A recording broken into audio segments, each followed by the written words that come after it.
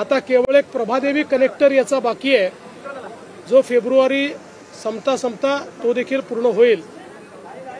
मुंबई महानगरपालिकेने 14,000 कोटी रुपये खर्च करून हा रस्ता या ठिकाणी तयार केला आणि आता या कनेक्टरमुळे नरिमन पॉइंट पासून वांद्रेपर्यंत पूर्णपणे सीमलेस कनेक्टिव्हिटी ही आता तयार झालेली आहे आणि उद्या सकाळपासून ही मुंबईकरांकरता खुली होणार आहे।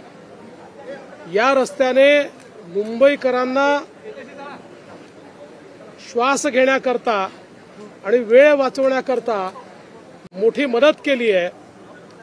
या रस्त्याने मुंबईला एक आंतरराष्ट्रीय स्वरूप देखील दिलेलं आहे आणि आता हा रस्ता खुला झाल्यानंतर मुंबईकरांच्या वेळेची मोठी बचत, इंधनाची मोठी बचत आणि प्रदूषणापासून मुक्ती मिळणार आहे।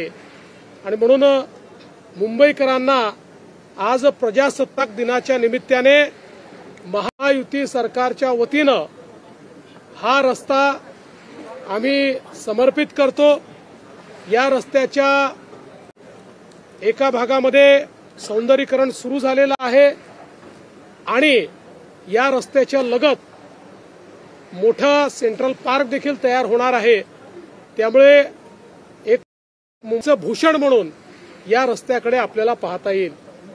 आज सबसे पहले मैं सभी को भारत के गणतंत्र दिवस की बहुत बहुत शुभकामनाएं देता हूं। हमारा गणतंत्र और हमारा संविधान ये चिरायु हो, इस प्रकार की प्रार्थना भी करता हूं। आज बहुत खुशी की बात है कि हमारा जो धर्मवीर स्वराज्य रक्षक छत्रपति संभाजी महाराज मुंबई किनारा रास्ता यानी मुंबई कोस्टल रोड है, इसके नॉर्थ बाउंड रोड का उद्घाटन, कनेक्टर का उद्घाटन अभी हम लोगों ने किया है। हम सभी को ज्ञात है कि पिछले समय श्री एकनाथ शिंदे जी मुख्यमंत्री थे, उस समय इसके 2 मार्गों का उद्घाटन हमने किया था, टनल का उद्घाटन हमने किया था। आज ये उत्तर की ओर जाने वाली मार्गिका और 3 मार्गिकाओं का उद्घाटन किया गया है, लोकार्पण किया गया है। इसके बाद 94% इस रास्ते का काम पूर्ण हो चुका है। केवल प्रभादेवी की ओर जाने वाली एक मार्गिका बाकी है। तकरीबन 14,000 करोड़ रुपए इसके ऊपर मुंबई महानगर पालिका ने खर्च किए हैं और इसके साथ एक सेंट्रल पार्क भी बन रहा है। इस रास्ते के कारण मुंबईकरों के समय की बचत हो रही है, उनका जीवन आरामदायी हो रहा है और विशेष रूप से इसने मुंबई को एक अंतर्राष्ट्रीय शहर की प्रतिमा दिलवाई है।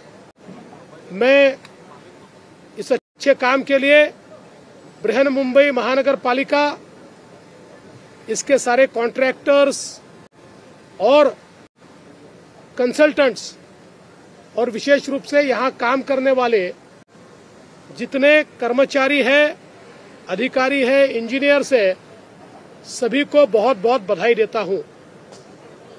मी या रस्त्याकरता मुंबई महानगरपालिकेचे सर्व अधिकारी, कमिशनर आणि त्यांच्या अधीनस्थ, या रस्त्यावर काम करणारे सर्व अधिकारी कर्मचारी, ज्यांनी याचं बांधकाम केलं, ती कंपनी, त्यांचे कन्सल्टंट्स, त्यांचे कामगार आणि अधिकारी, इंजिनियर्स, सगळ्यांचं अतिशय मनपूर्वक अभिनंदन करतो आणि उद्या सकाळपासून रस्ता खुला होईल असं जाहीर करतो।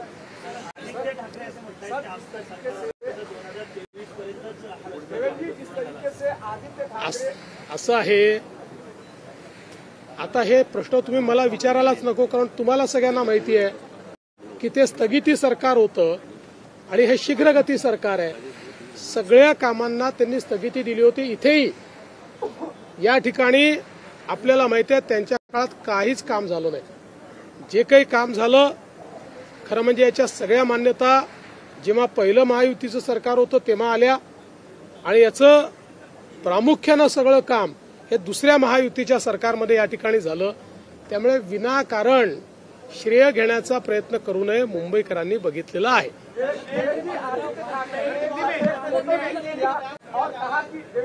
देखिए, मैं एक बात आपको कहता हूं, क्रेडिट लेने से कोई क्रेडिट मिलता नहीं है.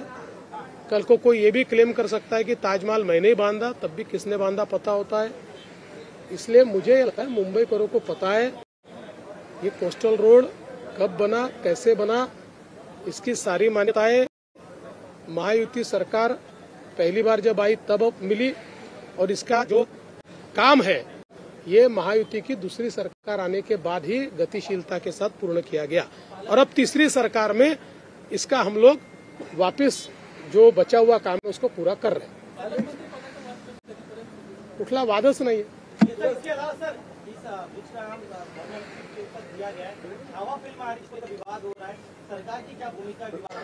कि सरकार की इसमें कोई भूमिका नहीं होती है, लेकिन हम ये मानते हैं कि छत्रपति संभाजी महाराज का जो इतिहास दिखाया जाएगा वो सही इतिहास दिखाया जाना चाहिए. उसका विकृतीकरण करना ये योग्य नहीं है.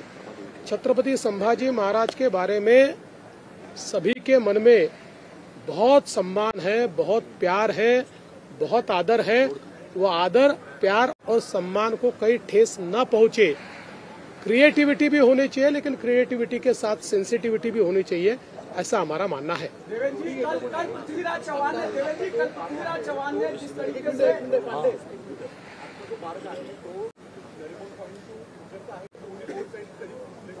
दोन्ही सुरू होणार, दोन्ही मार्ग आता सुरू होणार. एक मार्गिका ऑलरेडी होतीच, पण आपल्याला काय होतं की इकडची मार्गिका जाण्याकरता वापरावी लागायची, ती आता येण्याची मार्गिका आहे, जाण्याची आपण सुरू केली आहे. पृथ्वीराज चौहान ने कल दावोस दौरे को लेकर पृथ्वीराज चौहान ने कहा कि व्हाइट पेपर सरकार को लाना चाहिए कि पिछली बार भी उन्होंने कुछ नहीं किया, इस बार भी सिर्फ आंकड़ों की जादूगरी कर रहे हैं. उनको चाहिए तो व्हाइट देंगे, ब्लैक देंगे, ब्लू देंगे, वॉयलेट देंगे, रेड देंगे, ग्रीन देंगे, सारे पिंक भी देंगे, सारे पेपर उनको दे देंगे. और साथ में पिछले बार जो एमओयू हमने किए थे वो 95% हमने अमल में लाए हैं. 5% भी आ जाएंगे और इस बार की भी आएंगे.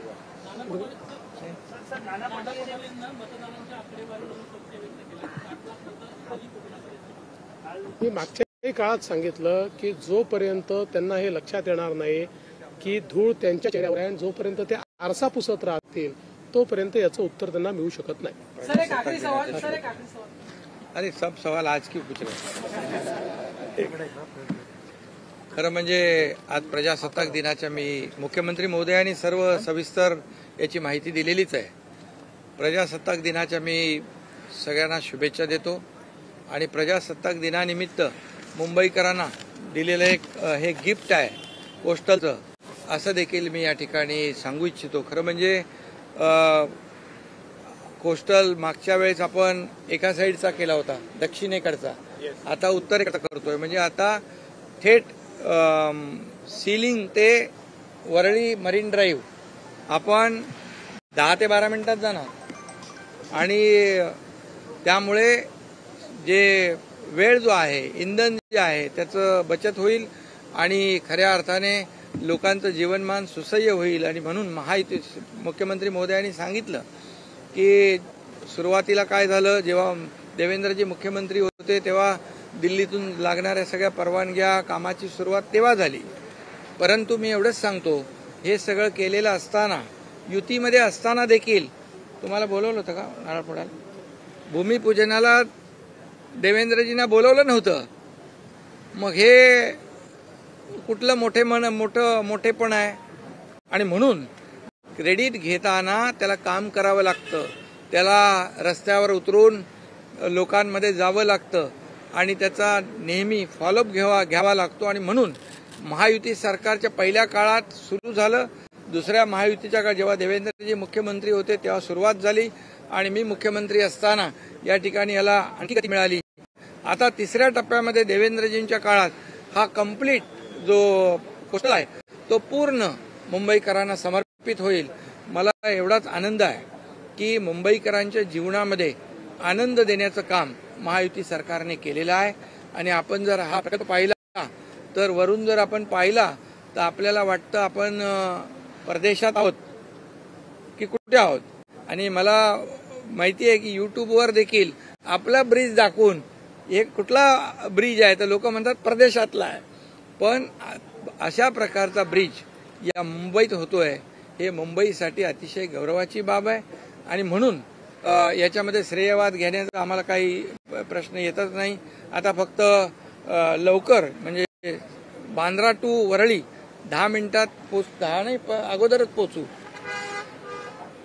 त्यामुळे काही लोकांना जास्तीचा वेळ एन्जॉय करता येईल. त्यामुळे मी एवढंच सांगतो की आजचा जो हा प्रकल्प आहे हा प्रकल्प अतिशय महत्वाकांक्षी प्रकल्प आहे, अतिशय मुंबईकरांच्या जीवनामध्ये आनंद देणारा प्रकल्प आहे.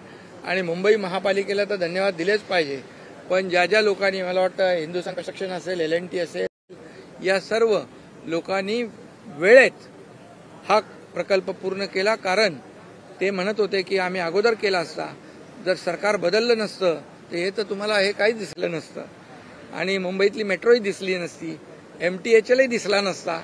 आणि म्हणून या प्रकल्पात खोडा घालणारे, स्टे देणारे आणि स्पीड ब्रेकर टाकणाऱ्या लोकांनी श्रेयवादाच्या गप्पा मारू नये, एवढंच मैं सांगतो. अरे अभी आज का दिन बहुत ही महत्वपूर्ण है. आज प्रजासत्ताक दिन है, गणतंत्र दिवस है. इसके अवसर पर सभी लोगों को शुभकामनाएं मुख्यमंत्री जी ने दी है, मैं भी दे रहा हूं. और मुख्यमंत्री जी ने पूरे विस्तार से इस प्रकल्प के बारे में आपको बताया है.